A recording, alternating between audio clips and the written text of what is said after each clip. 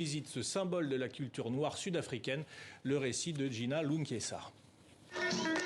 Des pas de claquettes et des mouvements synchronisés aux rythmes afro. Le pantsula est partout dans la rue.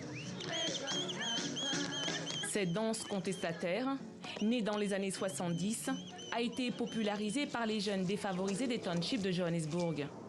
Plus qu'un échappatoire, pour beaucoup de Sud-Africains comme Tato, le pantsula était salvateur. Le pantsula a beaucoup changé ma vie, parce que j'ai grandi dans un ghetto. Pendant l'apartheid, il y avait beaucoup d'émeutes. Dans ce genre d'environnement, c'est très facile de tomber dans la drogue et la criminalité. Cette danse m'a sauvé.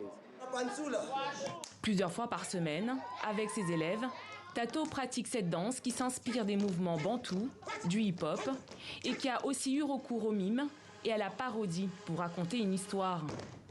Pour ce chorégraphe qui se produit actuellement avec sa troupe en Afrique du Sud, le pantsula, c'est avant tout une manière de se réapproprier sa culture.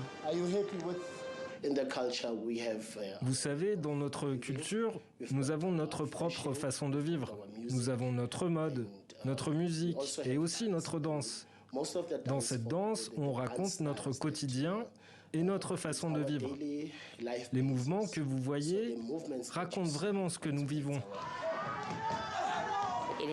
Cette danse m'a appris la vie. Elle m'a permis de faire face à certaines choses et je peux aujourd'hui les exprimer à travers la danse pantsula. Et vous savez, quand vous dansez avec vos pieds, il y a une espèce de libération et de guérison qui s'opère. Avec son spectacle, la troupe veut maintenant s'exporter hors du pays. Elle a prévu de se produire dans les semaines à venir, en France, aux Pays-Bas et au Portugal.